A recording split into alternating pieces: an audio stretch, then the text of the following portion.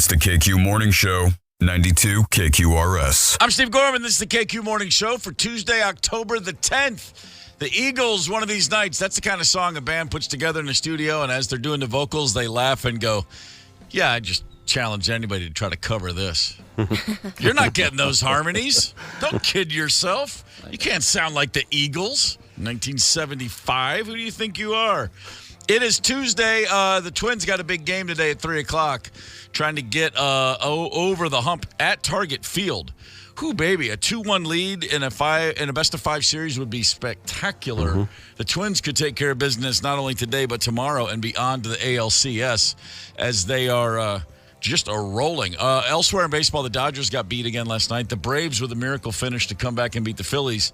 All the teams that sat at the beginning of the playoffs struggling. That 5-day break is brutal, and history would back that up. And I'm not just defending my Orioles for being down 0-2. That's a problem across baseball. They got to fix that playoff format, penalizing the teams with the best records. The Twins, however, looking good right now. 3:07 first pitch at Target Field. I'm very excited. Yeah. Mm-hmm. Yeah. You Anybody take going? Me? No. Anybody going? You guys No way. Take me, man. Come on. You guys got the hookups. Okay. Let's talk. Let's talk off air. Spoiler alert, I'm not going. I actually have an appointment I have to be at. I'm going to miss the beginning of the game. Tremendous finish in the Braves game last night, Braves-Phillies. So, playoff baseball, I get excited. What can I tell you? Did not watch much of Monday Night Football, just the Packers and the Raiders. Who cares? The Raiders won, though. That's good news for the Vikings, I guess. Just showing that Jordan Love really ain't the answer yet. 3 picks to the Raiders. That's a good night. I like that night. Yeah, I only watched the first half. I mean, that guy's got a gun, but he just, doesn't... Decision-making. Not as accurate. Right, exactly. That's what it was. Yeah, he just made some off back foot throws back across the field, the kind of things that people that talk about football say you're not supposed to do. If I were a GM, I would say things like, I need to discuss his discernment. Yeah, bad choices. Yeah. Bad choices all around. Kind of like, here's a bad choice, and I just saw something that brought up a very painful memory. Every now and again, in all parts of America, somebody gets a new home, and they're loading in, and they move in, and they're like a first-time homeowner, and they're like, yeah, I kind of want to do some landscaping. I want to put something in the backyard, and maybe some bamboo would be cool. I'm just going to issue a public service announcement. Don't plant bamboo. No? Don't plant bamboo unless you have hundreds of acres with which to contain it. Because the neighbor wars over bamboo, they take place coast to coast. I myself have been involved in a bamboo neighbor escalating war. For bamboo? Bamboo. We live in Minnesota. This is a mystery to us, this bamboo growing Here's how thing you're bamboo talking about. works. Yeah. It goes down the root system, the roots of the. Now what you got is a bamboo root problem. The roots go they go down a little bit and then immediately go wide in all directions. And then they sprout new bamboo sprouts, like, say, under the fence between your neighbor's yard and yours. And a bamboo sprout will grow from, what's that coming through the ground, to about 6 feet tall in a month. And then you cut it, and then it comes back twice as strong. They're the starfish of plants. Wow. In Nashville, where I used to live, there's you see a lot of yards with bamboo, and then you can just right away, you can feel the tension. You just know if someone's got bamboo, their neighbors hate them because they also have bamboo. Why are people growing bamboo? Because they're idiots. Because they think, oh, that'd be cool. I don't know. I saw that movie about louse once, and it looked kind of fun. Maybe I have no idea. But I saw there's a whole thing on Reddit about neighborly squabbles over bamboo, which I did. I moved into my house in Nashville in 2004. And before we bought the house and moved in, apparently the homeowners that we bought from were smart enough to just knock all the bamboo down to like earth level. But shortly after moving in, I was like, what is this stuff growing? And then was that bamboo next door? And next thing you know, I got a bamboo problem, a virtual infestation. And that was one thing. That didn't really lead to a war, a border war between us and the neighbors. But what happened was our neighbor then sold their house, and a developer bought it to flip it. And I had a border skirmish that made the war between the states look kind of tame, honestly, for about 8 months of my life. A young group of investors, some young dudes were like, we're going to flip a house. We're just out of college. We're going to pool our resources. And how hard can it be? Yeah, there's all sorts of TV shows about it. It's There cool. sure are. Yeah. And so basically, 3 dudes in their late 20s bought the house next door when it went up for sale and decided to flip it, make it much bigger, and try to cash in on the boom town that was Nashville. Several letters from my attorney later, we finally reached a squab. I had 3 of my trees were killed during the process. Jesus. Yeah, Well, were 3 they giant Cutting trees. lumber from your house and They were- refining it for. It was the craziest thing. There was my power line, which ran diagonally across the backyard of the house before. Now suddenly they built a house that was about to run into. Like literally, this is how silly it was. My power line ran again. These are like rectangular, small in-town lots.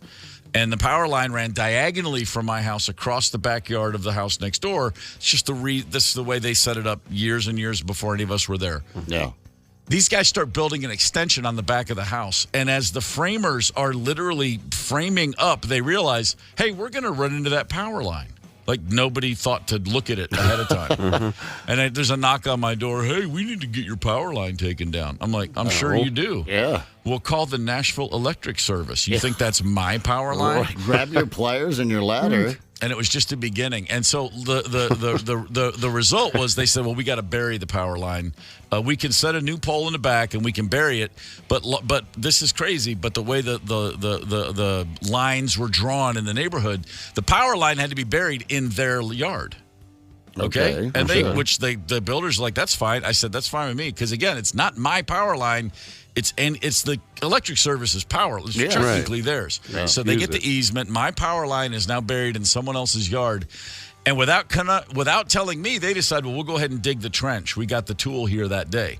They dig a trench from the back of the house through their backyard without recognizing, oh, right next to the fence, I have 3 60 feet tall trees, and the roots, they just go right through the whole root systems.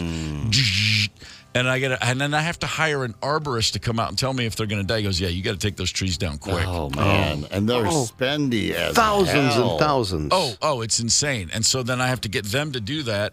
And then they go, okay, we'll look into it. And then without telling me they're going to deal with it, I just come home one day and there's guys in my yard cutting down trees. This stuff went on for 6 months. I got home one day in the afternoon, and there's a car. One of the construction workers had parked his car, not in front of my house, which it's a street, that'd be fine, literally in my front yard. All right. There's literally a car in my front That's yard. enough. Oh, and it takes a lot to get me in someone's face.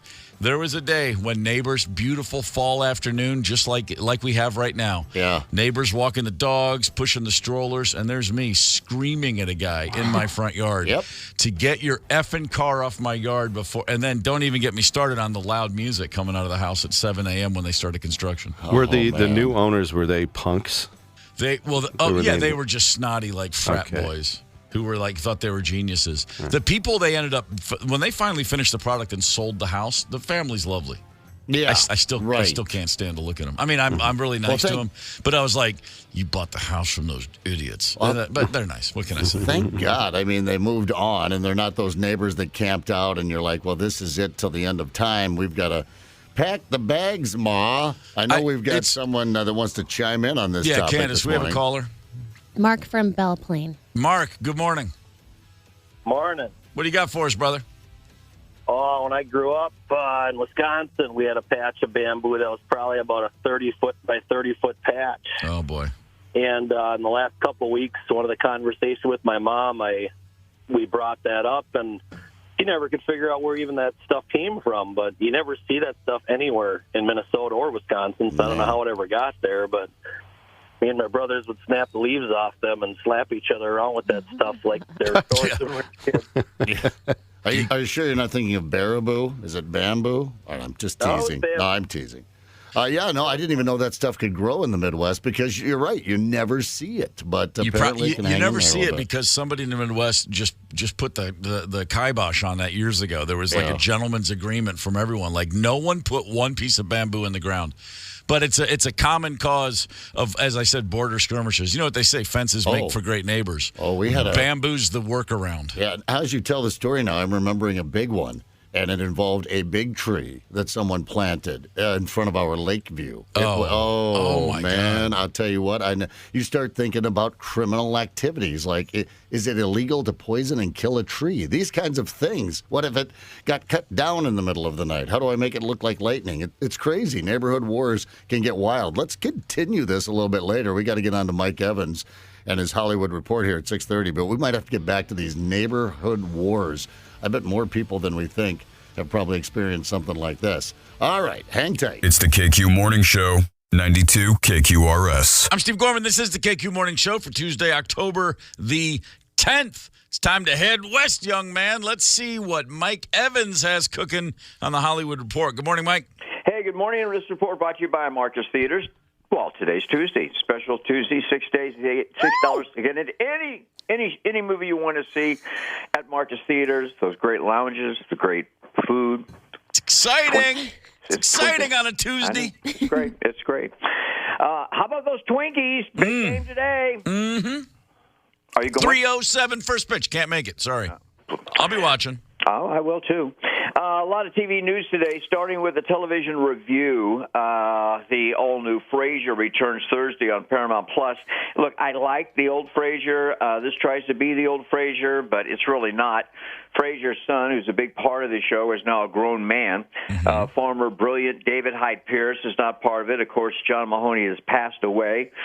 I love the old show, but honestly, Steve, I don't know if this one's going to make it. Again, it's going to debut on Thursday. And by the way, only 10 episodes guaranteed, so it doesn't sound like the network's totally sold on it, too. I saw a photo there was a review somewhere. I didn't read the review, but the photo of Frasier Crane looked like it looked like David Lee Roth. You know how he looks these days? It's his birthday, by the way. I kid you not. I thought it was a photo of David Lee Roth, and it was Kelsey Grammer. Go figure. Wow. You can stick a fork in Magnum PI as you know it. It's over. As you know, I am from Hawaii, and while I like the Magnum PI that's been canceled, I really love the original with Tom Selleck, that Magnum PI. This is the first I've heard of a reboot, so I guess I'm not too sad to hear it's gone. Yeah, well, didn't even know it existed. I didn't watch many of them. I would only watch to see scenes from Hawaii. But the old Magnum PI was really cool. Selleck was really great. Selleck and his cast and crew had a softball team that played in a media league in Honolulu. We played them every couple of weeks. I was at a radio station. It was fun back then, but yeah, it just didn't make it.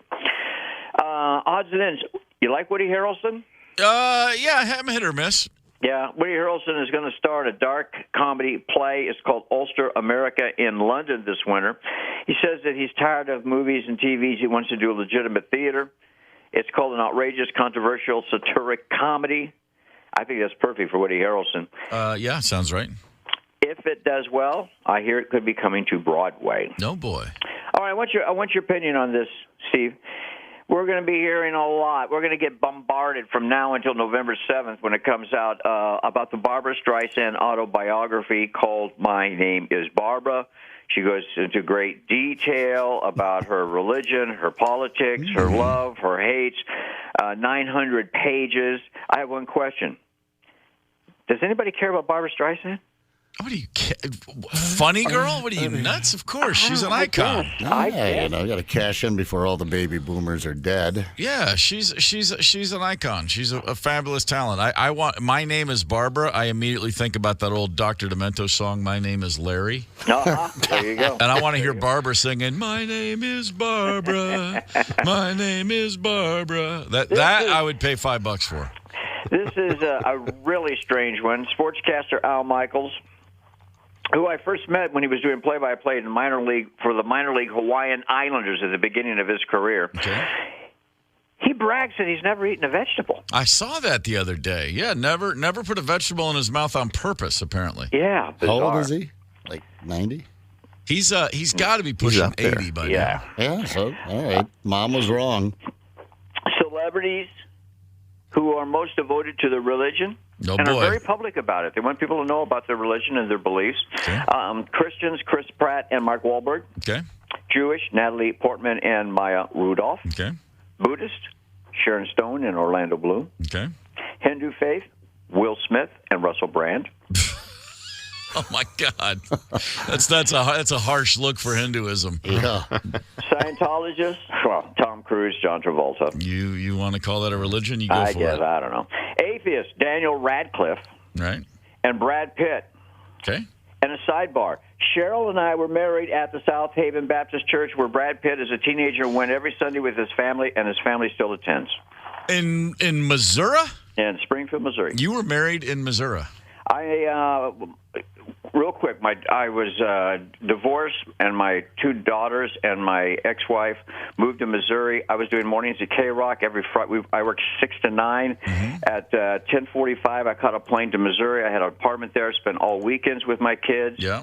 Flew back on Sunday. They spent holidays, Christmas, vacations with me in Los Angeles. Okay. So I was in Springfield every weekend, and I was divorced. That's where I met Cheryl. Nice. And Cheryl wanted to get married there in Springfield, so we got married in Springfield. All right. That's a diversion worth taking. Thank you, sir. There you go. Oh, come on, Twinkies. How about the Dodgers blowing it? What the hell? I blame the format. Seriously, giving someone a reward by making them wait almost a week to play baseball. The numbers prove that whole wild card round, making division winners wait, it's killing the better teams. Absolutely. It's a terrible time to take a week off. Absolutely. And Atlanta coming back in the last inning. Yes. Incredible finish to that game. I mean, what a miracle throw and a serious Bryce Harper base running error. I was surprised to see that. I mean, hello, the ball might be caught. You might want to just wait, and you're only down by 1 run. But what a play. What a play, though. Yeah. Hey, have a great day, guys. We'll talk to you tomorrow. See you. Mike Evans, Hollywood Report. Thank you, brother. I like a man who says real quick and then spends more time on the backstory than anything else he talked about. It always happens. It is. It's a good thing. I often refer to Missouri as Missouri as just as a tip of the cap to Abe Simpson. Yeah. Probably my favorite Simpsons line of all time, which makes no sense, was when he said something about, and I fly the Stars and Stripes, these 49 states. And Marge goes, there's 50. And he goes, I'll never recognize Missouri. I don't know. I mean, it's just that always struck me as the funniest line in television history. Pre-Civil War, maybe. The Show Me State. Pretty much. I was in Missouri recently. I had a little road trip through. Boy, when you leave St. Louis and you're heading towards Minneapolis, there ain't nothing. You got to wait to get to Iowa before anything happens. It's just like, wow, really? Show me what? Show me nothing. It's awful. I got the Ozarks down there. That's the other part of the state, though. I mean, when you're heading northwest of Missouri, it's rough. 651-989 is the Maple Grove Lock and Safe Talk and Text line. If you've got a problem with a neighbor. If you have a border skirmish of your own, and I mean, it could be Kansas, Missouri, or it could be you and your neighbor, please feel free to let us know. You can call in or you can send a text. There's a post up on the Facebook page, and we are seeing some comments. Everybody seems to have a little problem. Lori posted, oh, my God, yes, our neighbor absolutely lost his mind screaming at me because I asked him to move his truck from in front of our yard so I could mow the lawn. He told me to go back to wherever the F I came from. We are both extremely white. And then a bunch of smiley faces. People that I've had neighbors ask me they'll come over and say, we're having a bunch of folks over today. Yeah. Could you park in the back? Like, there's a back alley? And that's like, sure, I'm happy to give some space to your guests. But if they don't ask ahead of time and then someone asks you to move your car off of a street, that's when I get a little chippy. Right, exactly. No, sorry, it's a public street. Could you move so I can park? There's someone's. You know what? You know why I'm parked in front of your house? Because someone else is parked in front of mine. And you know why? Because it's a street, not a driveway. Oh, that stuff drives me nuts, man. Sorry we brought it up. Yeah, I guess the more I'm thinking about it, the more I've had trouble with these damn neighbors. Fences, high fences, life. And I mean, we're not meant to be living next to each other. We had some neighbors when I was a kid. There was a family next door. They were named next door was the Webbers, and they used to put up every Christmas these garish. This is pre everybody decorating the yard for Christmas lights and stuff, holiday, and they just on their roof had this giant. lighted the word Noel, Noel, with lights. But these letters were like 10 feet tall. And it was just it was such an eyesore. It's the only thing like that in the whole neighborhood. And right across the street from the Webbers was a family whose name was Noel, Noel.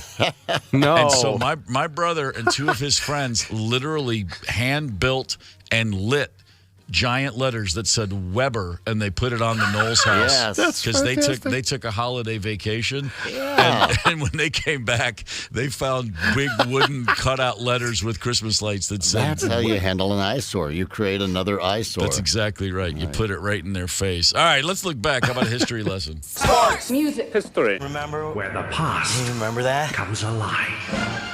It's October 10th, and on this day in 1987, look, I'm an Orioles fan. I love Cal Ripken. The Iron Man in baseball's amazing. But let's talk about Doug Jarvis. On this day in 1987, he ended his streak of 984 straight games in the National Hockey League, a record that has actually since been broken. But I'm sorry, you put up almost 1,000 straight games in the NHL. That's a whole nother level of insanity. I've never heard of Doug Jarvis before today, and I just want to tip my cap to the guy. Yeah, no kidding. How much pain is that dude in when he gets up every morning? How many teeth does he have left? I don't know. He's gumming a lot of painkillers. It's the KQ Morning Show, 92 KQRS. Zep, Tony, Candace, and Steve Gorman are the KQ Morning Show, 92 KQRS. I'm Steve Gorman. This is the KQ Morning Show. It is Tuesday, October the 10th. Good morning. What's going on today? Oh, gosh, I don't know. In about an hour, we're going to give away some Foo Fighters tickets. That's pretty cool. Yeah. We try to be cool around here. We want to give away tickets to see the Foo Fighters. That's happening in about an hour. We're going to have a fun game, get a couple listeners on the horn, see if we can't make them miserable while they compete. You know how we like to do. What else is happening today? The Twins have a ball game at 3:07 p.m. at Target Field. Yeah. This is a big one, man. It's a best-of-3 series as of right now. And, boy, home field for the next two. Pretty strong green flags waving for the Twins right now. Just got to get a win today, and then it's a cakewalk. Let's go Twinkies. I started the day on a bad note. I was kind of pissed off looking back. Yeah. Border skirmishes. Had a neighbor. Yeah, I know. Had a neighbor problem. And the more we started talking about it, the more I was getting angry about it. I ended up with 3 dead trees. I ended up with a car in my front yard. Not a big yard, by the way. Little yard. Barely enough for a car, as we found out, because my neighbor parked his car in my grass. It went back and forth. It went on for a while. And on the KQRS Facebook page, I'm hardly the only guy to have a long-standing beef with a neighbor, but this is a good one. Andy posted, I came home from work one day, and there was a pile of dog crap in a Ziploc bag taped to my garage door with a note saying, keep your dog off my lawn. Yeah. Funny thing is, I don't have a dog. Wait a second. Well, he pooped in someone else's yard himself? It must have been. I thought it was a dog. If you're gonna go that hard, mistaken identity is no way to, if you're going to tape dog crap to someone's garage door, make sure they're the guy that owns the dog. Yeah, wouldn't you think to yourself, I've never actually seen my neighbor with a dog. I mean, you'd have to have that. Like, oh, that neighbor's got that damn German Shepherd and there's dog crap in my yard. That's still making an assumption because it's a neighborhood. It could be any number of dogs, but that guy didn't even have a dog. You didn't even verify that your neighbor had a dog before you made that. What about the house on the other side of you? Why not? Why'd you turn left instead of right, you bonehead? Perfect thing to re-gift. Oh, of course. Yeah, exactly. Like in a burning paper bag on his porch. I think I already told this story, but I had a dog crap front yard problem. I watched a woman let her dog deliver the goods and not pick it up in my front yard. Again, a small front yard, a football field for my young son at the time. And I went out and said, do you need a bag? And her response to me offering her a bag to clean up her dog's crap was to turn and start to walk away. And so I scooped it for her, and I closed the bag off, and then I tossed it in her general direction so she would see it. But I actually hit her right in the middle of the back with a bag of dog crap. You psycho. I was trying to put it over her head like a rainbow pass so it would land in front of her and she would see. Because as a dog owner myself and as a guy with a little yard that his kids play in, I couldn't believe someone, and a neighbor no less, would just let your dog do that. Look. Here's me as a dog owner. I'm in Father Hennepin Park, right by the Stone Arch Bridge, a little strip of heaven. Chauncey yesterday drops a deuce. I clean it up, go about my business. Well, 10 minutes later, guess what? He goes back for round 2. Right. I didn't have a bag. I walked home and walked back with a bag. Good man. Because I thought to myself, well, it's in this area no one really walks. And then I was like, I can't do that.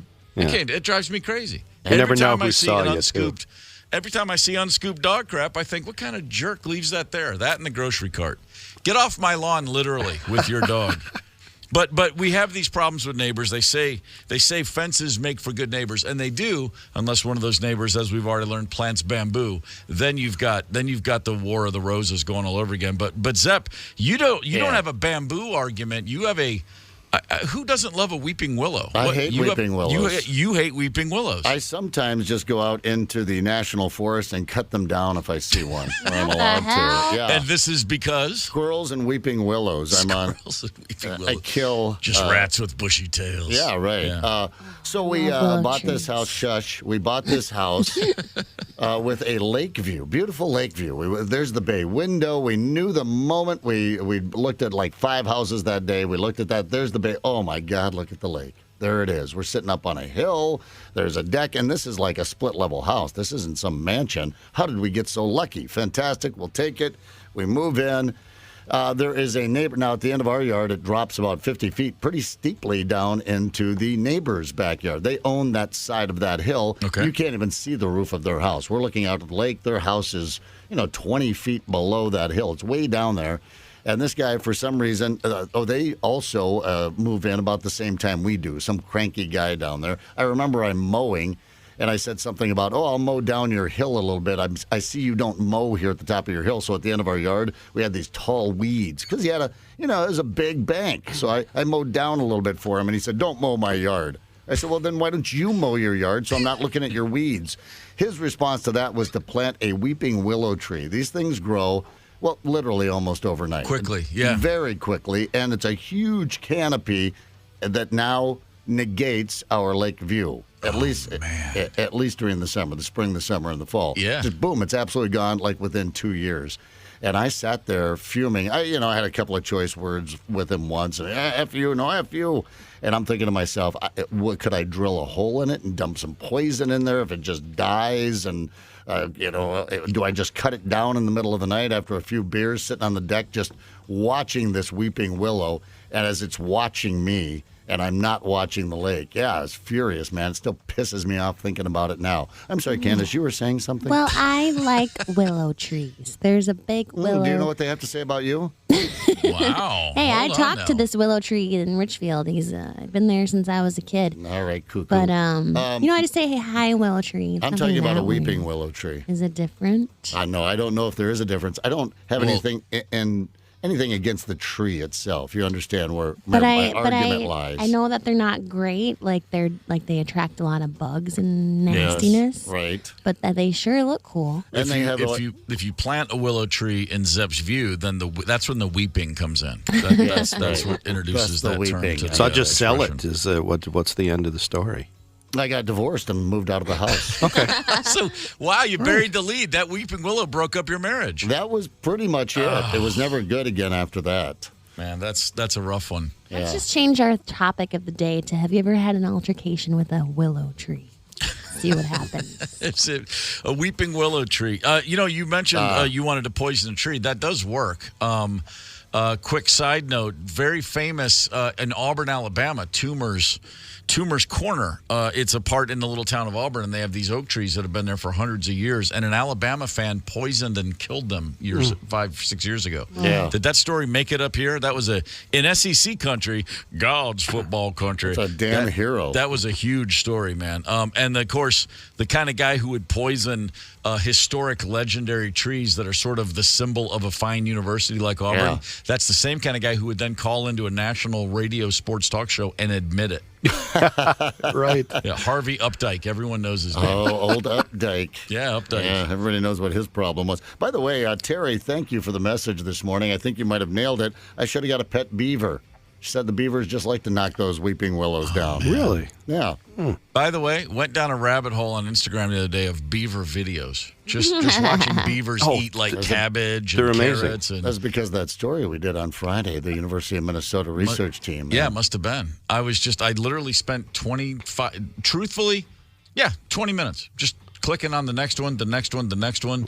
It's like, man, these things are awesome. I got to get me a beaver. They are amazing nuisances, and I only say that because, they dam things up and we try to, valuable property and that sort of thing. So man's always sort of had a war with them, and I'm not even talking about the beaver hat or anything like that, but they are amazing to watch. I used to go down to the rivers in Montana, and they're like there isn't a chainsaw made that's finer than God's beaver teeth. Those things will go through, knock down a tree, and sit there, put your watch on it. They'll go through like a 6-inch tree in a minute. Yeah, I had an altercation with the beaver once. Oh, come on. What Really? happened? Is that true? Well, there's this beaver that lives up by Mordall that used to come, and he was working on this tree that I thought was a tree that should stay. So I said, Beaver, you better back off that tree. Wow. Otherwise, I'm going to come down there. Right. Ignored you, huh? He ran away, but I went down there and I pretended like I was a beaver. I'll send you the picture. Oh, man, come on. Right. Picture it. 651-989-ROCK is the Maple Grove Lock and Safe Talk and Text line. If you got a war brewing with a neighbor, we'd love to hear about it. I realized also just in this conversation the ultimate insult to injury in my skirmish with the neighbor that was rebuilding the house next door. Yeah. And this truly was after they killed our trees. After they parked in the front yard, there was a bunch of other things, a million little things. It was a real nightmare for months and months and months. The funniest part was I got resolution because one of the kids, I say kids, is a guy in his late 20s. I was screaming at this guy, and my lawyer had to write him a letter. I mean, it was ridiculous. And I got a knock on the door, and there's a guy like my age at the front door, and he introduces himself. He says, my son is doing the project next door. And so I thought this guy was coming to beef with me. Like, I called my dad on you, Mr. Gorman. I thought it was one of those. And he goes, yeah, my son's an idiot. I told him and his friends never to do this. They're in over their heads. They're going to lose their ass. What do you need done? Like, literally that straight. Wow. And I said, they killed 3 trees. They did this. I started talking, and he goes, give me a week. And everything this guy could do to make it right, he did. And then the second time he came back, I go, man, I can't believe, thank you so much for resolving this. And he goes, well, I got some people here. We start talking. Remember Al Gore, senator from the state of Tennessee, and then a presidential candidate in 2000, former vice president. He goes, well, I'm Al Gore's property manager. I know landscapers. I got tree people. I got this. I got that. And I go, Al Gore's property manager? He goes, yeah, I'm his personal chef, and I take care of all of his properties. And I was like, you do know everybody. I was like, you're the best man to know in the state of Tennessee. And he goes, yeah, but my own son won't listen to me. I was like, all right, fair enough. Great. Yeah, and that's how it goes. But here's the thing. So after we do that, and all of a sudden I had a list of things I thought I needed. The guy just totally took care of it. All good. Never saw his son again. They finally finished the house after a year of just making me miserable. I kid you not. Rosemary Gorman will verify. They painted their house the exact same color as ours. Trim and everything too? Not the trim, but the bulk of the color. And it's an older neighborhood for Nashville. All the houses are 100 years old, and it's for the most part pretty muted colors, a lot of earth tones, but we had a dark navy, even darker, just a really nice special kind of blue fit with the old Scott. Boom, right next door, the exact same color. Not two houses on our street. There's not two other houses next door that are the same color. No, it's weird. Oh, that is weird. They say, imitation is the sincerest form of flattery, right? And you better believe that Rosemary Gorman was on the phone to a painter the next summer and said, we need to paint this house. That's my next question. And we had to change and our house looks better now. We actually kicked us in the ass and got a better color, but I had to paint it. I was like, I'm so mad that we share a color. I can't stand this anymore. Did they ever respond to it and go, well, it just looks so nice? I never saw them again. They just painted it. Like I said, the family that moved in is great, even though I still look at them and go, I hate your builder. Like they have anything to do with it. I wonder how Rosemary would have reacted if they would have then painted their house again the same color as yours. No, listen, that would have been there. You'd be talking about. Remember that guy, Steve Gorman? Did you ever hear him? He's apparently arson. That was weird. He's in jail. He's a drummer in this band for. They were really taking off. I love the Black Crowes, and then their drummer. Remember their crazy drummer, the first one they had? Yeah, I think I read this. 9 years for an arson stint. Wow. Fire starter. Go figure. You know what I want to hear? I want to hear about backstage laughing gas. Keep the neighborhood wars coming, by the way. I see some calls coming in on the Maple Grove Lock and Safe talk and text line. We're talking neighbor wars this morning. If you've got one, get it up on the KQ Facebook page. Or give us a call. We'd rather hear from you in person. We might have to get around to this story out of Nashville. Find out what those Southerners are up to down there. Huffing balloons filled with laughing gas? Oh, that's right up my alley. Let's go. Hang tight. It's the KQ Morning Show, 92 KQRS. I'm Steve Gorman. This is the KQ Morning Show, Tuesday, October the 10th. Tomorrow, I've got to get a little procedure done. My dentist, who also has the name Steve Gorman, go figure. The good rock doc Steve Gorman, getting some work done on my teeth. But tomorrow I actually have to go to a periodontist because I got a gum issue to solve before we can get back to the teeth. It's a whole thing with me and my mouth. It's been a thing. It's complicated. It is complicated. It's like an Alanis Morissette song, or no, that's not an Alanis. Who sings that song? Complicated. We'll get back to you. Avril Lavigne, duh. Thank you. Jerk. Gosh, I know. Poor little Avril. Whatever happened to her? She's still around? Yeah, she's killing it right now, man. She just had a couple bangers. She works over at the Holiday Station store here in Dinkytown. Oh, she's doing great. Still wearing your tie. Well, all I'm saying is that. Go ahead, Zep. I was actually just going to jump in with a happy birthday to someone. Oh, feel free. It was one of those things where they ask you, what time are you going to do it? I'm like, time? I was giving you a day, the time thing. That puts some pressure on. No, guys remember Al came in with a birthday card and booze for us? Well, you give a broadcaster booze, yeah. Then we're going to follow through. Happy birthday, Julie Bishop. And she has a sweet husband. And Julie, I understand you dig the show. That means we dig you. Happy birthday, Julie. Hope it's a fantastic day. Well, the day after Julie's birthday, I got to go to the periodontist, and I got to get some gum work done. And they asked me when I was setting it up, they said, would you like gas? Laughing gas, and I said no, because I'm good with Novocaine. The gas, I said no. I've never done gas at a dentist's office. It just sounds kind of weird to me because I have a ton of experience with nitrous oxide. But it's all been in giant balloons backstage at concerts. Really? And so there's something about crossing the streams. Like, I don't want to be in a dentist chair and feel like it's the Horde tour in 1995 again. You don't know what you're going to do. That's what I mean. I might literally be like, give one more hit off that. And they'll be like, what? Right. No, the nitrous oxide, it's amazing to me how easy it is to get tanks of nitrous oxide. It's amazing how many dentists and people in the dental industry love jam bands.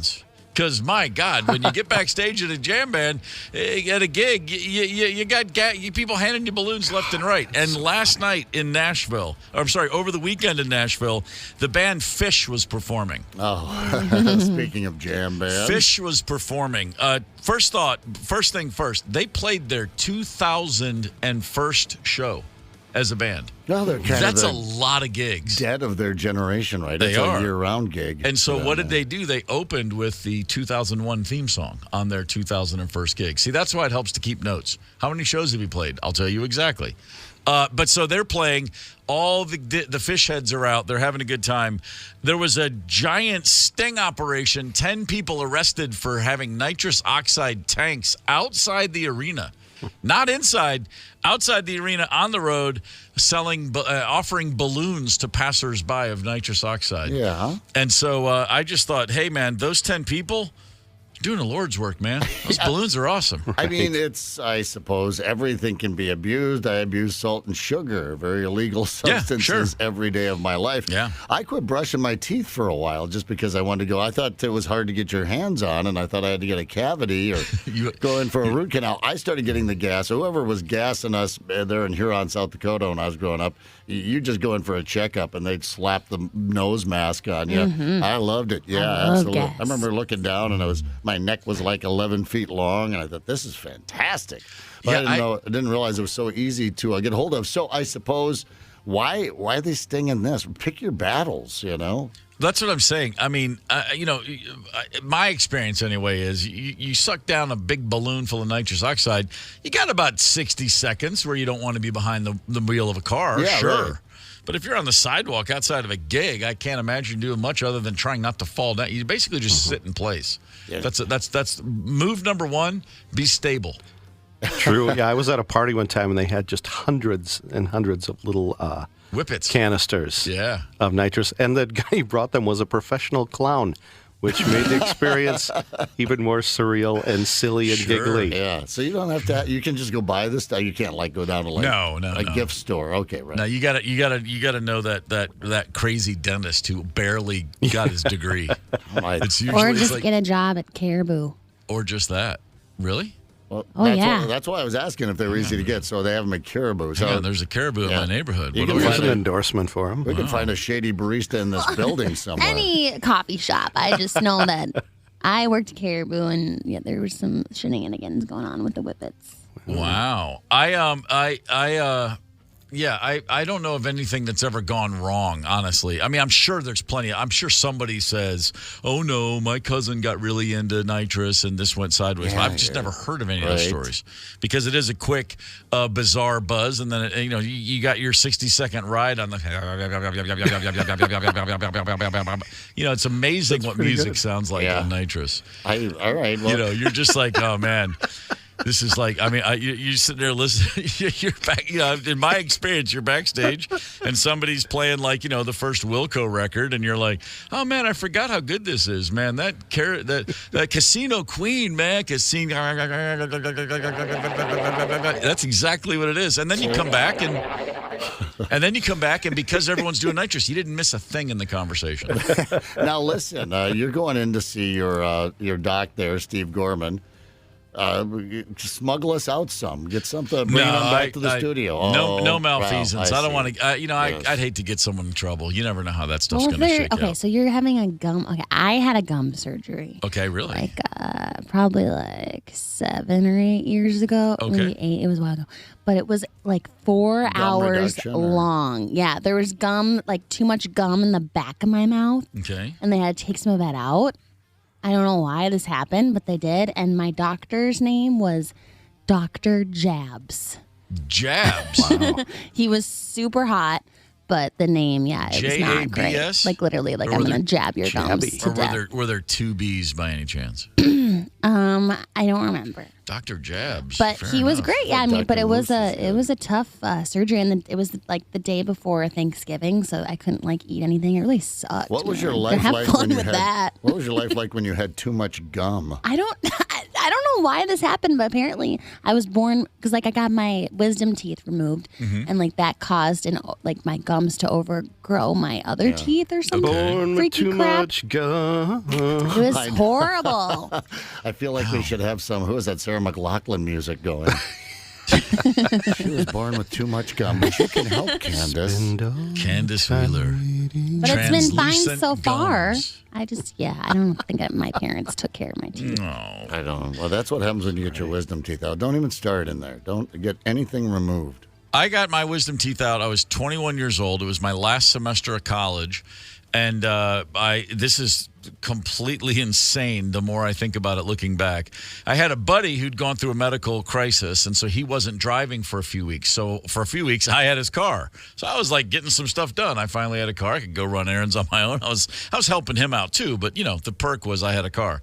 And along the way, I had to get my wisdom teeth out. And my brother knew a guy. Like, I got a dentist. I got a he'll hook you up for.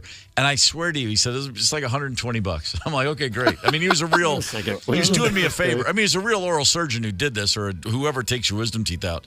But he was a friend, and just the way my brother presented it to me, it was like, wait, I'm not going to pay some guy $120 to cut my. He goes, no, he's the real deal. Go check him out. So I went. And it was all good. Everything worked out well. I'm not going to tell some crazy malpractice story, except that I drove myself to the appointment. And then I walked out of there all numbed up and gummed up and whatever they gave me. And the nurse was like, now, do you have someone to drive you home? And I said, yeah, no problem. Because I was like, I'm fine. I'll drive home. Oh, you can't do that. And I really shouldn't have. This was at a time when I had not done anything. I was 21 and I was already drinking, but I'd never done pills. I hadn't even smoked pot. I hadn't done anything other than alcohol. And I'm driving down the road, and I am like, literally, I'll see a bird, and I'm just following his trail. Like, look at the bird flying. And I'm driving my buddy's car, and I start hearing horns. I'm that guy. I'm driving like 9 miles per hour down a 40-mile-an-hour road. And I'm like, oh, my gosh, I'm so whacked out on whatever this is they gave me. And then I get back to my dorm, and I picked up my prescription, too. And they gave me, like, Percocet or something. I mean, it's a strong painkiller.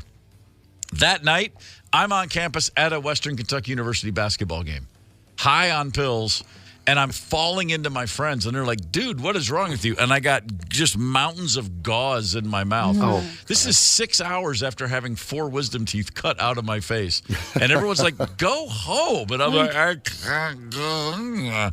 And in that state, I watched Dan Marley of Central Michigan University score 48 points. Dan Marley. Thunder wow. Dan. Yeah.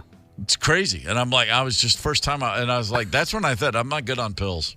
Pills All don't right, work I'll for tell me. you what. I'll pick you up. We'll get you all gassed up, all drugged up. I'll pick you up. We'll go for a little ride. It'll be wonderful. And As long as I'm in that passenger seat, man, I'm all yeah, for it. I would love You're to. going to be making out with a goat somewhere out in the middle of nowhere. You're going to have a mouthful of gauze. Pretending you're a beaver.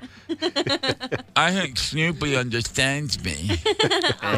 Snoopy would just love you. Snoopy is so cute. She's the perfect goat. Now we Snoopy is have the listeners perfect goat. sending us all these ways we can get. Yeah, there's. I've got here Nick, and who is the? Just your email says Musa. I don't know. Yeah, you can pick up nitrous oxide, all sorts of products at Home Depot. Fellas, we just legalized weed. Are you aware of that? We don't have to. What kind of nitrous is going on at Home Depot? Now this looks like CO2 cartridges that you might use for air guns or something, and then this other stuff. I don't know what it is. Cream Deluxe something. Looks like it's some sort of spackling. I don't know what it is.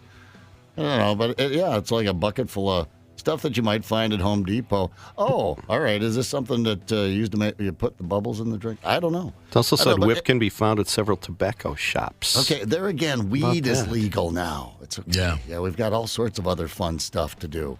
A few beers. You long might. hit. Just a quick tip, just in case anyone's paying attention. You might want to go ahead and stock up because the Farmer's Almanac is out, and they're predicting a lot of snow. A lot of snow. You might need some nitrous to get through the next few months. That's all I'm saying. But colder temperatures. Oh, so what does that mean?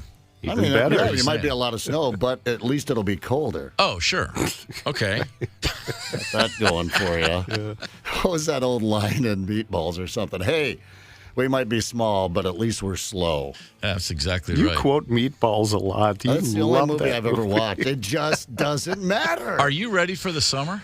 Are you ready for a good time? That's how the song went. Yeah. Are you ready for Meatballs was about Woody the Wabbit. That was about as good as it got back in the day. That was it. When I saw that movie, I probably watched it 20 times in a row. We got it on a VHS tape, and I watched it over, and I'd fall off the couch laughing, and my dad just looked at me so concerned, which made me laugh more. He didn't get it. I saw it in the theater when it came out, and I loved it, and I was so jealous of the kid because I was like, can you imagine being in a movie with Bill Murray? And I still, to this day, I remember the kid's name was Chris Makepeace. That was his name. That was the actor's name. And you didn't see him in much yet. He was like in everything for about 2 years and then just gone. He's the kid. Yeah, I mean, but if you're the kid in Meatballs, you're good to go, man. I mean, we're talking about it. It's 2023. He's getting paid today. Basically, you know what else he was in? My Bodyguard. Yeah, he did have a run. He had Meatballs and My Bodyguard, and then I guess he went to work for the Canadian Forestry Service or something. Something like that. All right now on the Maple Grove Lock and Safe Talk and Text line, callers 9 and 2, 651-989-ROCK. This morning we're playing advertising for tickets to the Foo Fighters. Next summer, Target Field, prize provided by Live Nation. They're on sale now. Runner-up today gets Minnesota's Best Bash. Dig this. Minnesota's Best Bash, Thursday, Orchestra Hall, prize provided by Star Tribune. Oh, yeah, we were talking about that last week as well. 651-989-ROCK. Dial up. Good luck and hang tight. It's the KQ Morning Show, 92 KQRS. Zep, Tony, Candace, and Steve Gorman are the KQ Morning Show. 92 KQRS. I'm Steve Gorman. This is the KQ Morning Show. We're already back. It's October the 10th, Tuesday morning. This is another day when nobody won the Powerball last night. We are now at $1.7 billion, ladies and gentlemen. $1.7 billion. I think if you take the cash payout and you pay your taxes, that leaves you with a cubic crap ton of money. It could be like the 24th most richest country in the world or something is what I was trying to say there. Yeah, you would. You'd probably. How much money does South Dakota bring in a year? like what's the GDP of South Dakota? Is that the number they always say? I don't know. It sounds like you're smart when you talk about things like GDP. I just remember it wasn't that long ago Dad brought up that the state's budget was somewhere around $20 million. Oh, man, come on. You could buy South Dakota. Call it Zep Dakota. Yeah, I'm not wasting $1 billion on South Dakota for crying out loud. Well, you get the Black Hills with it. That's worth some dough. It's pretty awesome. You can expand reptile gardens. Right. A couple extra rooms. Right, I guess. Get some extra, pave the roads a little smoother and wider for you and all your biker friends. Yeah, actually do something with Wall Drug for once and for all. Make it a worthwhile stop for crying out loud. Yeah, all right. All those billboards. All right, it's something to ponder. I almost guarantee I'll be going a little further west than South Dakota. It's good to have a plan. That's all I'm saying. Yeah. $1.7 million will probably be, by the time it comes around, tomorrow night it'll be $1.8 billion. That's usually how those things go.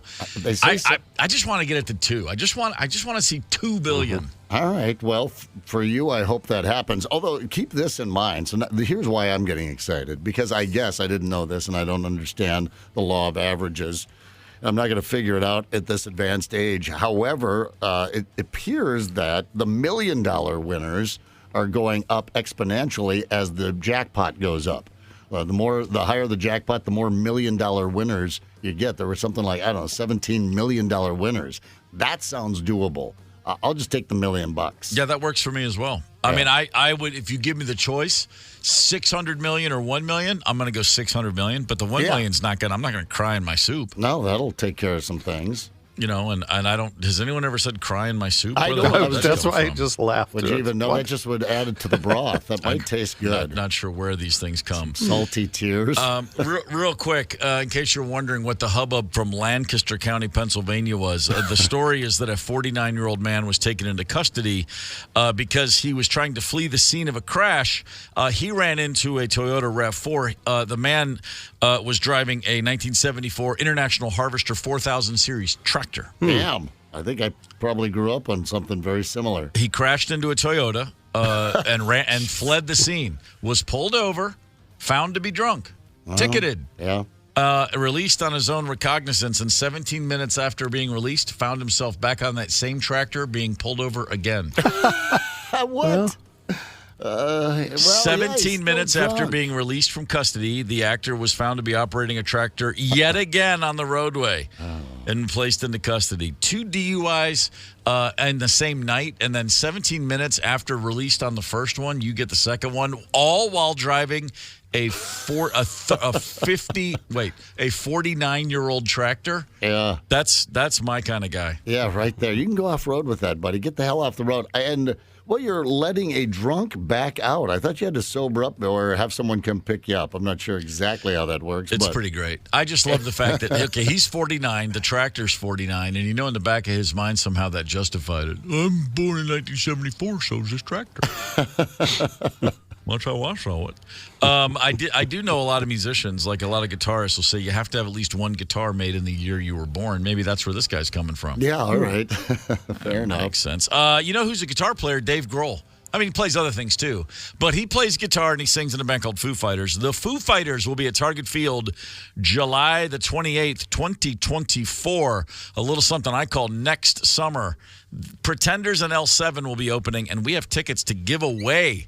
Holy smokes, aren't we cool? Tony, what is today's game of choice? Let's play this exciting extravaganza. The KQ Morning Show presents advertising or adverteasing. Wow, advertising or advertising, a delightful mix of Mad Men and McMahon and Tate.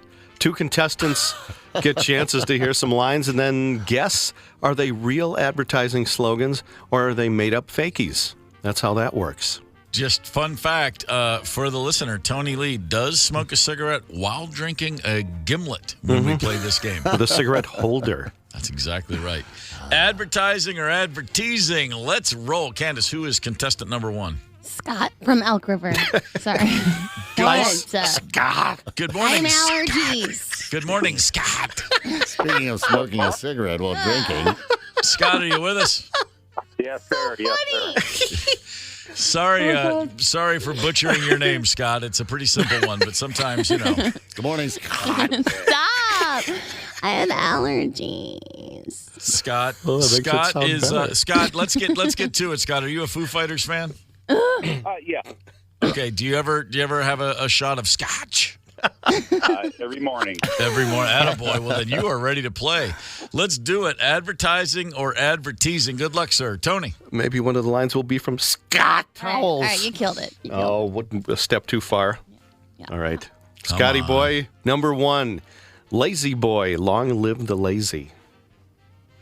Advertising or adverteasing? Advertising. Yes, sir. What was it? Long live the lazy? Long live the lazy. Oh, nice one. You're here. Number two, Harry's Razors. Pay to look like you don't care if you shave or not.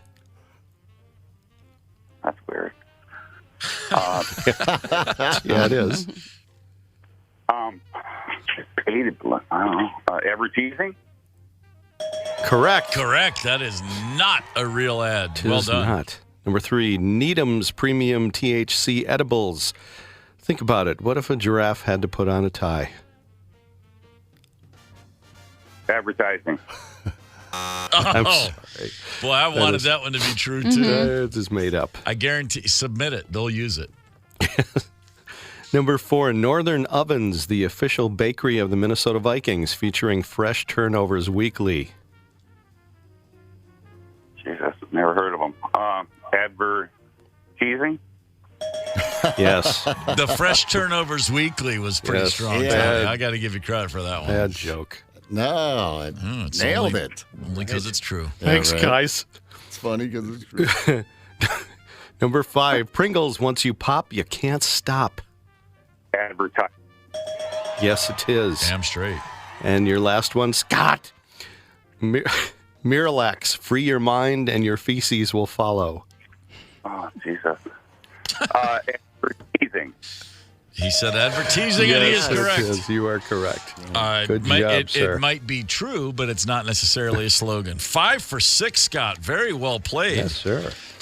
You can't do much better than that. So congrats, sir. Sit tight. We're going to see what contestant number 2 has. Candace, who is contestant number 2? Take a deep breath. Chris Okay. from Coon Rapids. Chris, good morning. Good morning. You a Foo Fighters fan?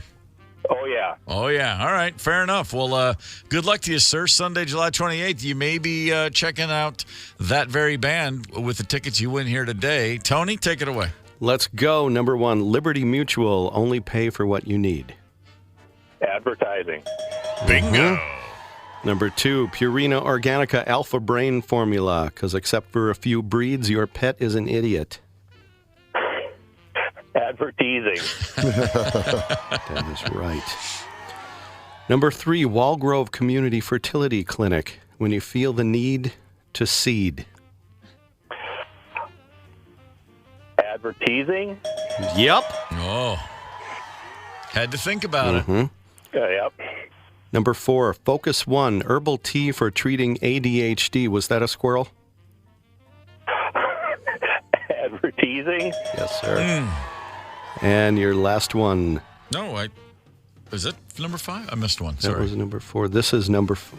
Oh, I'm sorry. You're right, Steve-O. Yeah, we got 2 more. 2 more. Number 5, Sargento. We're real cheese people. Advertising. All right, Chris, this is it. If you get this one, you, my friend, have tickets. If not, we go to a tiebreaker. All right. Good luck, Chris. Tinder. The best man a man can get. Advertising. Nicely played. Yes. Wow, that was tight. Boy, that means Chris ran the table 6 for 6. You win the tickets, my man. Foo Fighters, Sunday, July 28th at Target Field. Prize provided by Live Nation. Scott, I'm sorry, 5 for 6 is almost always good enough, but not today. Chris got the best of you, but you're not leaving empty-handed. We have tickets to Minnesota's Best Bash Thursday at Orchestra Hall. That prize provided by the Star Tribune. Thank you both for playing, gentlemen. Thank you. Thank you. You got it.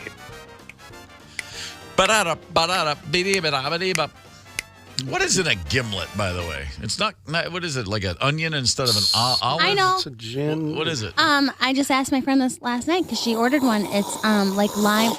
I hate you so much. It's lime juice. Can I have a gimlet? I've got allergies. Whatever, you guys. No, what's in a gimlet? Sorry, dear. It's like lime juice and simple syrup. What? That sounds Well, gross. no booze. Oh, yeah. Well, and yeah, and gin. Yeah, I know. No, I thought it was. Oh no, it's a Gibson. It's like a martini, but it's an onion instead of the olive. I think that's called a Gibson. Yeah, the gimlet. Yeah, I know it's the lime juice and the gin, right? Yeah, a lot of You can sugar. get vodka, too, if you want. Wow. Gimlet. Man, whatever happened to just good old fashioned hooch? Or just a good old fashioned. Yeah, good old fashioned will do the trick. So that was a great competition. Kind of like the North American wife carrying competition that just went down in Newry, Wisconsin. A couple, Caleb and Justine Wrestler, I guess. How do you say that name? They claimed their second consecutive win at the 24th Sunday River Resort event. Oh, no, they're from Maine, but they won it in Wisconsin. That's right, the North American Wife Carrying Championships. Yes, sir. It's exactly what you think it is. You just pick up your wife and run a course or something? There's some big muddy puddles and rough terrain. Right, it's one of those warrior races. You got to go over a wall, and then there's a tightrope. And no, I'm exaggerating now. I did go out to these one of these in Wisconsin one time, and there was a guy that had won it 3 years in a row, and he said, "I'm done. I'm not going to do it anymore." I said, "Why retire? You know, you're at the top here. You're at the pinnacle, man." And he said, "Well, she's getting heavier, and my knees are getting weaker." Yeah, if this is something you want to pursue, you really gotta factor that in when asking someone to marry you. You know, I mean, just a simple, practical thought there. Wife carrying championships. Congrats to the happy couple. I mean, you know, I would. Where do you think that starts from? How does that become someone's drunken idea? Someone has a couple gimlets, and they're like, I used to carry my wife over the hill over there. And then someone goes, let's see if anyone else can do it. And then next thing you know, you got a competition. How does that even happen? It happens at the bar. It happens long winters at the bar. You know what we should do? And pretty soon, you know, you're out there in the alley behind the bar, and then it turns into now you've got lawnmower races and carry your wife competitions. By the way, I saw that they faced off against Finnish legend and 22-year return competitor John Lund, Karen May. 22 years they've been coming over from Finland to get after it. So Justine's weight in beer was 6 cases. Wow. Yeah, it's about 20 pounds a case, I suppose. She's not too heavy. But also, since it was the World Championships, 5 times Justine's weight in cash. That's too much math for me to do this early in the morning. So in Finland, I guess it's you take a break from the bar, you run your wife around the block, and you come back. It keeps the blood flowing, keeps you healthy. Something else in Scandinavia that can really be helpful to keep guys from drinking too much, having a baby. Apparently, check this out. Went the other way for me. Yeah, I know. A new study out of Sweden said new fathers who take paternity leave.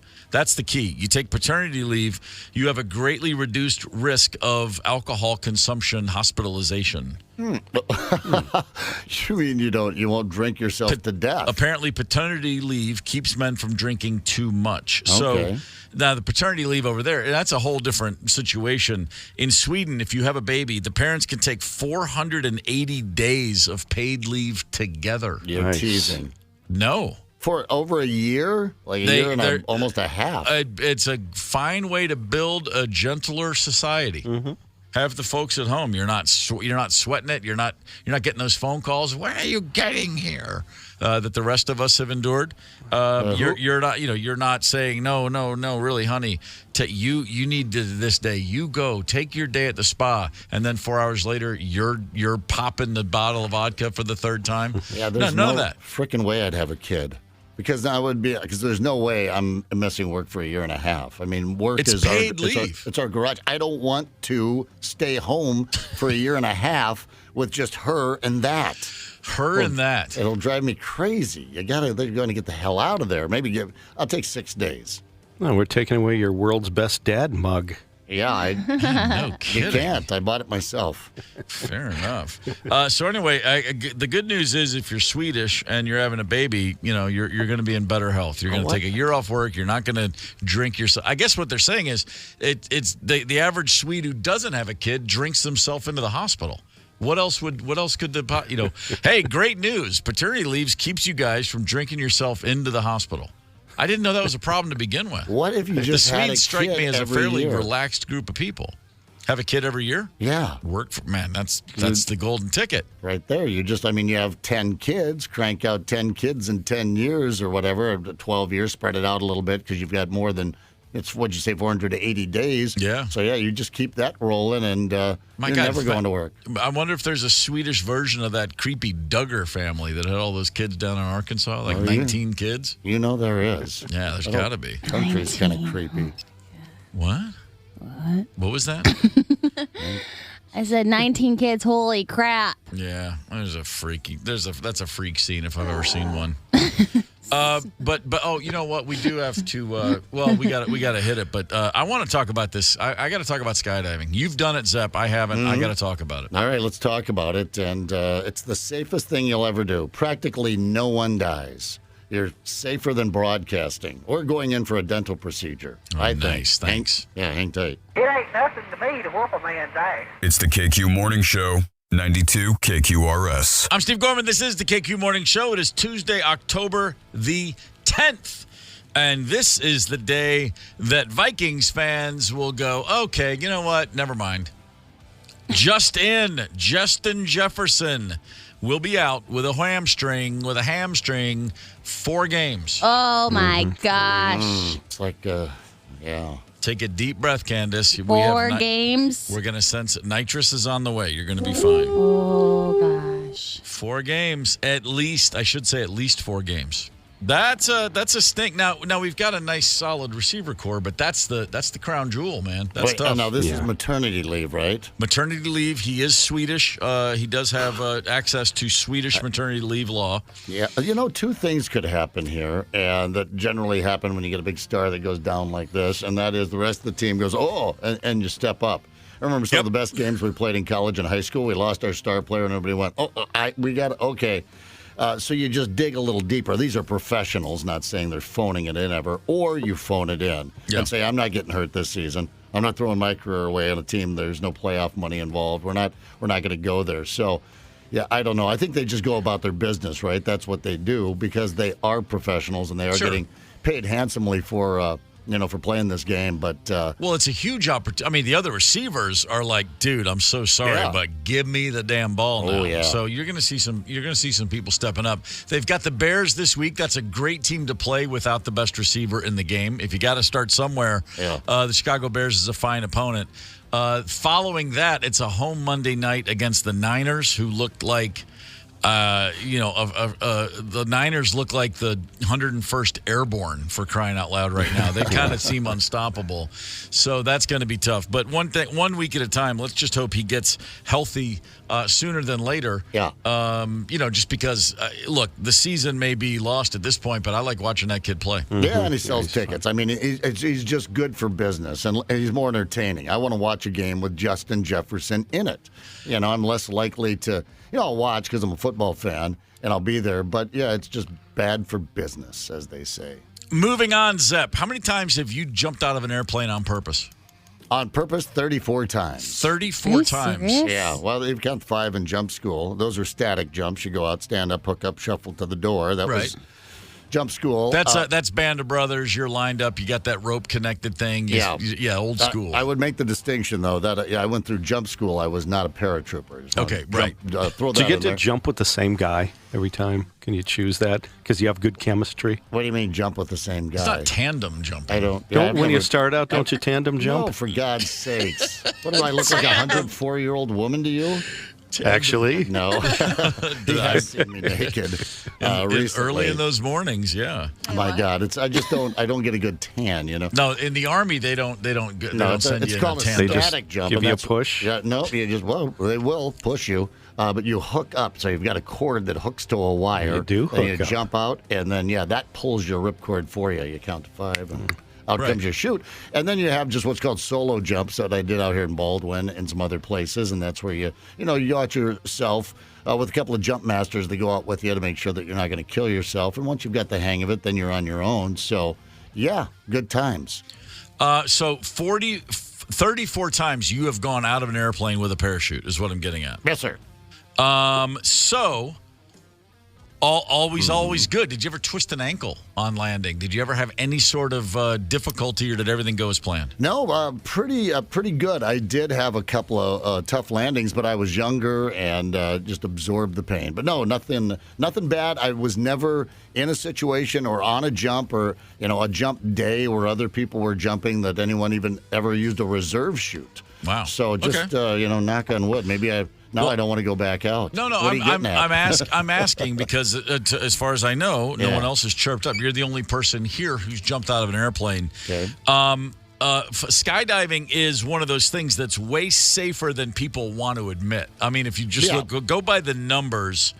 A study in 2019 found that 15 people had died from 3.3 million jumps over the previous however many years. 1 out of every 220,000. Yeah, I like those odds. Pretty good odds. Yeah. Like they say, if there's a 1 in 100 chance of it raining, are you going to bring an umbrella with you? Probably not. 1 in 220,000, you're probably good to go. That was not the case, however, yesterday in Florida. A 69-year-old man from Ormond Beach was skydiving, and something went wrong with his chute, and he came down in a front yard of a neighboring town, Titusville, Florida. He came down real hard. Yeah. There's a video. Part of the video is captured, I think, like in a Ring camera, and the reflection off a car. You just see him coming down way too fast. You can't see the impact or anything, but you can tell that something was going on wrong here. And I saw this story, and I immediately thought of you because I'm like, you've actually done that. And I just got asked because I had a while there. I was thinking I want to do this, and I was looking at places out in the desert, and I kept thinking about it, and then one day I went, it didn't happen. It's probably not going to happen. On your 34th jump, how long ago was it? Last time you did this? Oh, many, many years ago. Okay, but 34. But so by 20 years ago. Okay, so 20. But you can put yourself back in the mindset. You're getting on a plane. This is all. Mm-hmm. Were you nervous? Were you still thinking like, hope this isn't the day? I just didn't know any better at that time, So I guess I probably wasn't. I kind of embraced that. I like being a little scared, getting that adrenaline going. Mm-hmm. So. It did occur to me, whenever I'm doing anything like that, base jumping or anything like that, that I think about dying right away. Just smack. What it would feel like. Just get it out of the way. Kind of like look down when you're up at a really high height and just kind of acclimate yourself to it. So just kind of get yourself used to the thought, and that just never really seemed to bother me too much, I guess. What about bungee jumping? Ever done that? That's another very dangerous hobby. Owned some bungee cords with a group of buddies. We used to go out to the Black Hills and jump off bridges. Really? You do some what's called tagging, and you just you want to just tag the water a little bit. Just give it a little smacksy poo. See, that's cool. See, I never did that either, and now I'm feeling like I'm just. It's not too late. It's not too late. It's not too late. Just because Tony was teasing me, I want to let anyone else out there know if you're headed out to Twin Cities skydiving or wherever. I think there's a outfit in Rochester. Tandem is fantastic. It is a blast. I've had several family members do it. I haven't tried it myself, but whatever gets you out the door to experience skydiving, if you want to do it, then yeah, I would highly recommend a Tandem. If you want to do it yourself, you've got to go through a ground school. It's a bit more involved and a bit more expensive. So, like I said, find someone that you want to be strapped to. I had a friend that went skydiving naked. Oh, no, I wouldn't do that. That sounds. I'm thinking of the bell, that free. bangs back and forth against the. Can I ask? Was this friend male or female? Female. Okay. That's a little different. Wind currents be kind I think it was intense. fine. I don't want to think about skydiving naked. I honestly don't. I was thinking about the tandem jump. I'm just thinking about garlic breath at that altitude. Yeah. My God, much less free and Big Jim and the Twins to get some wind up there. I think at terminal velocity you might not get a lot of odor, but I don't know. I haven't tried that, but on a list of things that are considered dangerous hobbies in terms of life insurance policies, skydiving and scuba diving also on that list. I have a life insurance policy, and they said, "Do you scuba dive?" Oh, yeah. All right. And I said no because I haven't for years, but I'd like to again. In my mind, I'm still going to go back one day. I did a lot of scuba diving in a short period of time, and then just it was like for a minute I thought I'm going to turn into Jacques Cousteau here. I loved it. Yeah. And then I'll within a few years I didn't go back to the place, and then all of a sudden I'm not scuba diving, and now I think about it and go, is it really that dangerous? I never went down deep, though. I know people that go 100 feet deep. I never did that. I did 30, 40 feet. Yeah, I don't know. I tried to do it in Greece, and I freaked out. Did you? Shark. No, it wasn't even about that. I just didn't like sucking in oxygen. I just didn't. It was just weird you feeling. preferred not to have oxygen? Yeah, it was weird. I couldn't do it. It's just a weird feeling. It is a little weird to get used to that regulator. I only did it one time in Minnesota.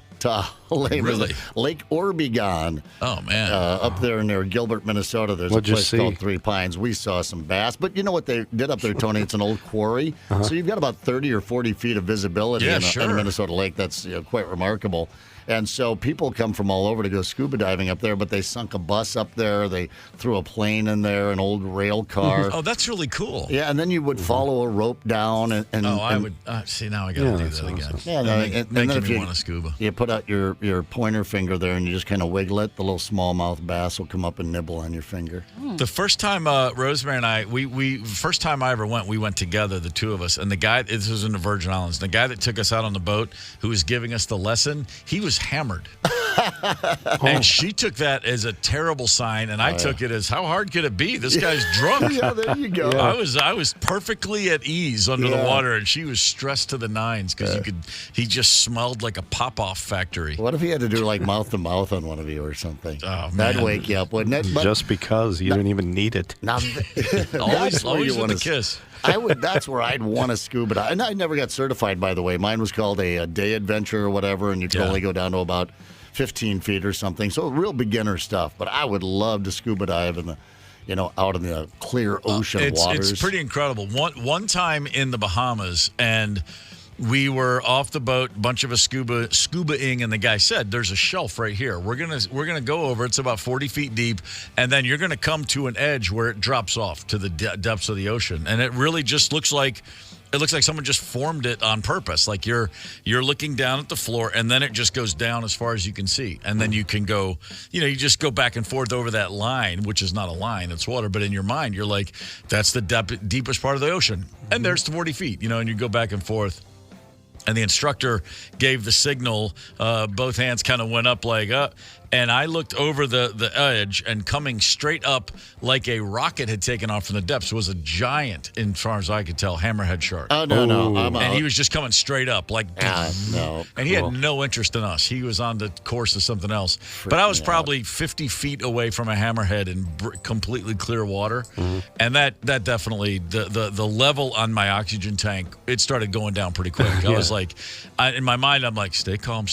And I'm going, just crushing that oxygen. Wow. Yeah, no. It's pretty amazing.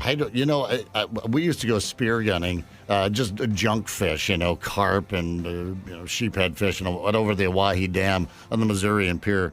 It's kind of how we worked our hangovers off on Sunday morning. And those fish were, sometimes they'd get, about maybe 3 feet long, those big carp or whatever. Mm-hmm. And they freaked me out. And it's a carp. I don't know if I'm in the ocean and I see a hammerhead shark. I'm going to evacuate there. Seen a lot of eels, like moray eels, a lot of really big stingrays, and no shortage of barracuda in the barracuda. Yeah, those are nasty. Yeah. No close call. See, there are some animals that just freak out. You talk about snakes. That sort of thing. I grew up on a farm. Rats didn't creep me out until I moved into the city. There's something about a rat in the city, or say a rat crawling around on the hood of your car as you're tooling down the road. We've got some audio. This happened to a guy. Listen, let's save this for 9 o'clock. We'll jump into this story at 9 o'clock. Sorry to bail on you guys here, but I've got some fun audio you're going to want to hear at 9 o'clock. This happened to a guy. Hang tight. It's the KQ Morning Show, 92 KQRS. Zep, Tony, Candace, and Steve Gorman are the KQ Morning Show. 92 KQRS. I'm Steve Gorman. This is the KQ Morning Show. It's Tuesday, October the 10th. Good morning. Justin Jefferson is out for 4 games. If you're just now tuning in, the Vikings have got the Bears and then the 49ers, and then really, who cares? Because the Niners are going to come in here on a Monday night, and boy, that's a darn good football team. If you want to watch quality football on both ends of the field, watch the Niners this week and then watch them come here in a couple weeks. Justin Jefferson will be doing what we're doing, which is to say watching the next few Vikings games. Yeah. That's quite a loss. We've all been driving down the car, and we've all had a bee fly into the car, or a dragonfly, or a horsefly, or something where you go, it's in the car. But a guy in upstate New York had a very different story. Zep, you mentioned before you never thought twice about rats till you moved to a city. Yeah, that's when they became gross all of a sudden. Just out in the country, because they'd be out in the grain bins, and you got those big old farm cats. Out there, they're just like big mice. Yeah, that's all they are, and we had the rats of Nim. I had a school teacher read that to me. I was like, oh, they're cool, and they're smart, and they're fun. And sure. We experiment on them, and that's how women get makeup, by, burning the eyes out of rats with mascara. Okay. I just remember that story from somewhere growing up or something, trying to guilt mom or something. It's kind of traumatizing. Then you get into the city, and people live with them. They're in the restaurants. They're everywhere. They're just creepy and skeezy. And this guy is in upstate New York, actually. He's driving out of, I think, Brooklyn here. He'll tell you himself. And he's buzzing along down the road, and he's got one of these city rats. He said he's going about 45, 50 miles an hour down the road, and this creepy little bugger just crawls right up from out of the grill and onto the hood while he's driving.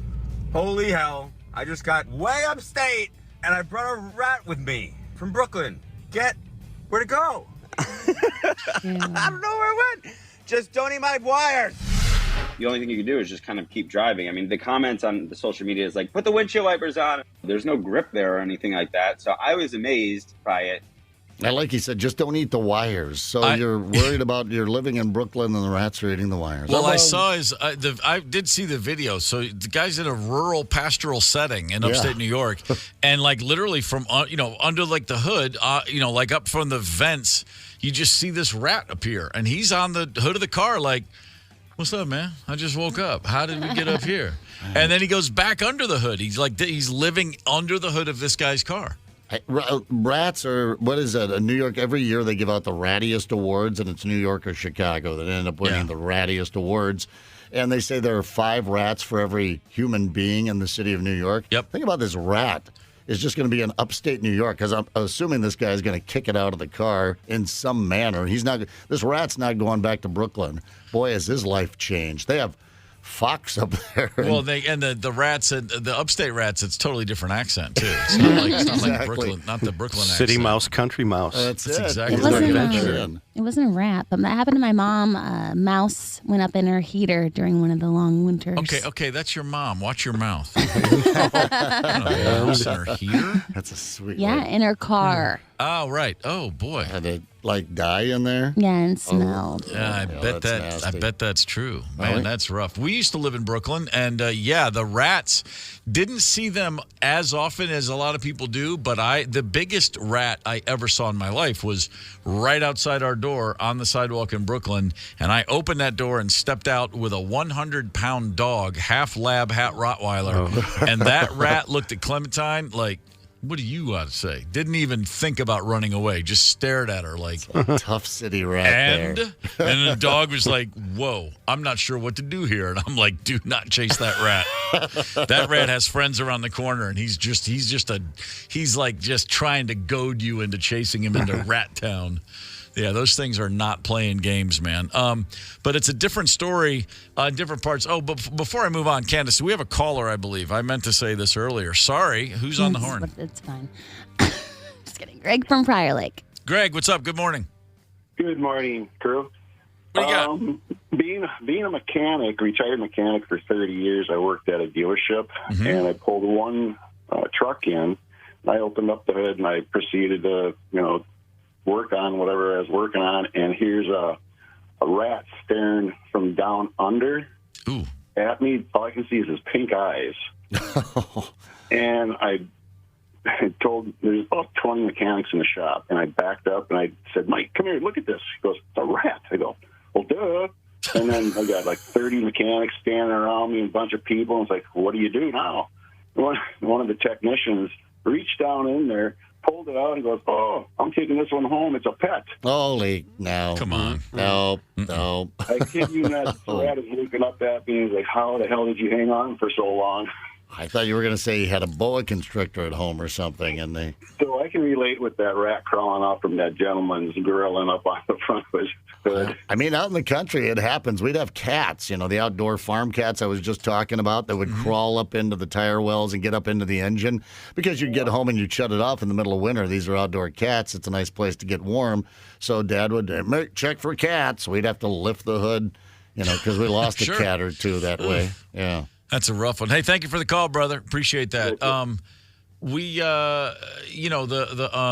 I just had such a train of thought, and it just went right out because I was thinking about those poor cats. Yeah, that was a thing. Mom, that was more of a mom thing. Check for the cats before you'd have to open it up and look for cats before you tooled on down the road. Because she was driving down the lane, zipping down the road, and heard a meow and pulled over. And have you seen the footage of the Australian? Every now and again in Australia, the whole farms are overrun with mice by the millions. Millions. And when he says overrun, it's quite literally thick with mice. Worse than any Hitchcock film. Yeah.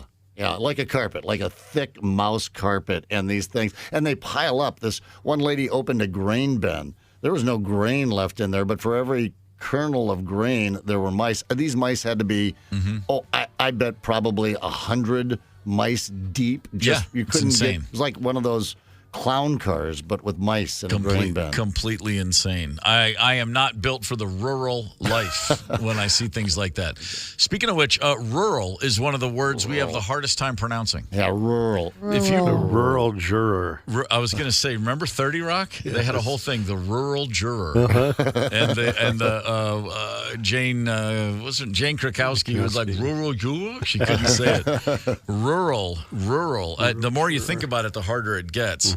Paprika my pumpkins. That's not easy to say either. I heard a story about a girl named Candace who someone told her to paprika her pumpkins. I told you that in private. Sorry. Brewery. Is brewery tough to discuss? Brewery. I struggle with that. Brewery. Brewery. Brewery. It's come up in, for me, it's voiceovers. Because, when you're talking to people, you go, brewery. But when regularly. Yeah, I embarrassed myself one day for a good 15 minutes. Try it again, regular. And that you can't just say the word. You have to go back and start the sentence over. And then you're just looking. Here comes the word. Regular. Yeah. The guy who sells your house, a realtor. A lot of people say realtor. Well, you hear it on ads now, too. They're saying realtor. Realtor? Yes. Sounds awkward. It does sound awkward. Let's see what else. The second month of the year, Candace, is February. February. I just say February. I mean, everyone knows what you're talking about. Right. Just say Feb. Nice try, Steve. I'm trying. Buttless chaps to the bat mitzvah. Bat mitzvah. The garden gnome had a normal-sized penis. Remember Anchorman? He was warming up.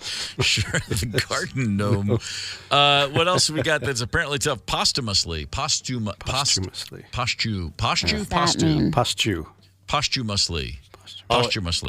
Like an award given after someone is dead. They were awarded posthumously. Posthumously.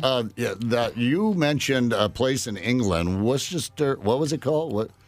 Worcester. You know the sauce? Yeah, sure. I can never get that one. Worcestershire. Is that how it's pronounced? Worcestershire? Yeah, well, it's like spelled like Worcestershire. It's like there's in Massachusetts, there's Worcester, which is spelled Worcester, Worcester, but it's Worcester. And Gloucester, Gloucester, but it's Gloucester. I have difficulty with available. I trip over that a lot. Available. Let's see what else we got. Anemone. Now that I see the word anemone, and I always, because it looks like anemone. But anemone is I've always liked that word. I was a kid probably the first time I saw it. I was like, oh, that's so cool. Good word. It's a very good word. I just like the way it's spelled. What do you call what's the lamb sandwich wrapped in a pita? Gyro. Oh yeah. Sure. I have been in places in the South, and it's just a straight up gyro. And the people that run the place, they're like, yeah, we got a gyro, and I'm like, oh, just guys, accept it. That's so wrong. Don't do that. Just go with it, I guess. Mm-hmm. What else have we got? Abominable. That's easy. Abominable. Everybody's got that. What about that acai? You know, because Acai. Acai is that it? Acai. Yeah, It's acai, Tony. Acai. No, it's not. Acai. It's acai. No, it's not. Acai is a beer. It's acai. It's like a berry, right, or something? The acai is the berry that helps you lose weight and gives you great skin or something. Asahi is the beer that goes great with Japanese food and then sake and everything else included. Okay. And acai is what you say after that lesson.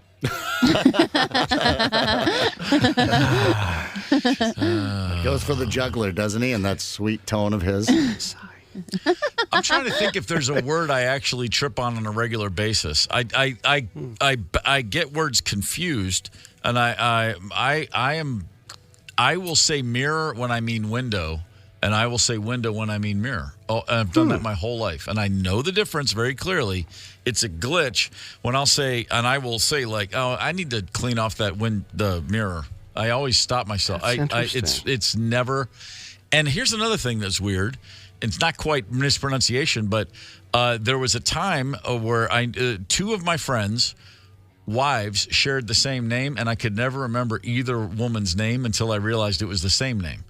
Like, I'd see Harry, and I'd go, hey, Harry, what's going on? And I'd look at his wife and go, hey, hon. I could never remember her name. Hey, you. And then my buddy Nick, I'm like, Nick, hey, what's up, sweetie? And there were two women, and they were both named Jody. And I could never remember for my life either of their names until I connected the fact that they both had the same name. And then I was like, that was easy. It's weird the way the brain works sometimes. Yeah, it is. Mariah. I couldn't get Mariah for the longest time. I know Mariah, but it was always Maria or Marie, and not cool. Mariah does not want to be called Maria, or Maria doesn't want to be called Mariah. That happened once too. Yeah. When you say Mariah, people think Mariah Carey first and foremost. I think of a restaurant in college in Bowling Green, Kentucky that had a little something called Happy Hour, and they had beer battered mushrooms and chicken wings for a nickel each. What? Every piece you took cost a nickel, and a big cup of beer was 25 cents. Let's go. So when I think Mariah's, I just think about the happy days when life was good and easy and simple. I've never been more hungry or thirsty in my entire life. And then people put on Mariah Carey, and then I lose my appetite. I just can't stand her. That's just me. Wow. I don't know about you guys. First time I ever saw her, I don't like that person. I don't want to know. Team Whitney. Team Whitney all day long. Even at Christmas time, you don't squeeze a little Mariah in. Especially at Christmas time. I know. I don't know about you guys, but I'm headed to the vending machine. That's the best I can possibly do during the break here. And then we're coming back, and it's a history lesson, boys and girls. Steve going to school us in music and sports history today at 9:30. Hang tight. Anything you say, Butch. It's the KQ Morning Show, 92 KQRS. I'm Steve Gorman. This is the KQ Morning Show. It is Tuesday, October the 10th.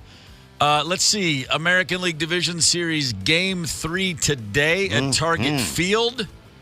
Oh, baby. Oh, my gosh. This is big for the Twins. Yeah. This is real big. 3 o'clock Central. Tune that sucker in if you're not going to the game. If you are going to the game, then, by God, why didn't you invite us? Yeah, what the heck? Man, that's a big one. And if the Twins get the win today, then they are certainly in the driver's seat. It's a best of 3 with the first 2 games here. That's how you want it to be in the postseason. I have a big beef with the wild card format these days. All the teams that won the most games then take a 5-day break. And as you can see in both leagues, it's been detrimental. I'm not making excuses for my Orioles, but I'm telling you that's why they've lost. Is that making excuses? Okay. No, I mean, it happens quite often. You mentioned it this morning, and I got curious about it during one of our breaks, and just started looking into the numbers, and it works against division winners quite often. Oh, it's a real thing. It's definitely a thing. They were trying to add teams to the playoffs. And I like updating games and evolving games, but after 162 games, if you're not one of the best 4 teams in your league, come on, what are we doing? That's why they play so many damn games. Yeah. I mean, up until the late 60s, there was no playoffs. There was a World Series. 1 team from the American League, 1 team from the National League. When they added championship series, people were freaking out. Like, that's ridiculous. That's why they play so many games. So you just get the 2 best teams. Anyway, here we go. Regardless, it worked out great for the Twins this year. They swept the Blue Jays right out of the way, like yesterday's news, and now they have a chance to take the lead on the Astros. Let's go Twins. Yeah, I think so. It's a good matchup today, I think. I don't know much about this Javier with the Astros. I mean, he had almost a 5 ERA on the season. That bodes well. You know, I can tell you this. He's a bad guy. He's a bad guy? Well, he's on the Astros. He's a bad guy. Cheater. He's probably cheating on his taxes and cheating on his woman. Hey, you know who's not cheating? The pumpkin farmers who break world records on a regular basis, including a gentleman from Minnesota who broke a world record on Monday. You think you know how to grow a pumpkin, ladies and gentlemen, with Halloween upon us? Not like this dude. Check this out. All right. We're going to check it out, I promise. It started off round like a basketball, but now there's no doubt Michael Jordan, the pumpkin, is massive. The question, though, is will he break a Guinness World Record? We'll know in a week. In this seemingly magical pumpkin patch, everything Travis Ginger touches turns to Guinness. It's not for fame or fortune or anything. It's just basically to put smiles on people's faces. And people just love seeing a giant pumpkin. And he's grown a few of them, northeast of Now Then. This teacher at Anoka Technical College already has 3 world records. And hello, gorgeous. This could be a 4th. People are enamored by the size. I mean, this thing's 7'5" by 6'7". All right, now that audio was from Friday. We don't have fresh audio. It's the results came in yesterday. Yes, sir. It is a 2,749-pound pumpkin world record. Michael Jordan is the new pumpkin heavyweight of the world. Bravo. Yeah. That's Andre the Giant size. 7'5". Both directions. Wide and this pumpkin. Well, one of you guys come out there with me so you can take a picture of me with this pumpkin. You can, Come on, 2,749 pounds. I'm not going to Google it. I'm just going to say I'm fairly certain that's about what a Toyota Corolla weighs. Yeah, I think you're probably right. I mean, this thing is massive. There's a guy that couple of years ago, right here in Minnesota, during that whole pandemic thing, had a 1,500-pound pumpkin that he hollowed out, grabbed an oar, jumped in it, and paddled it down the Mississippi.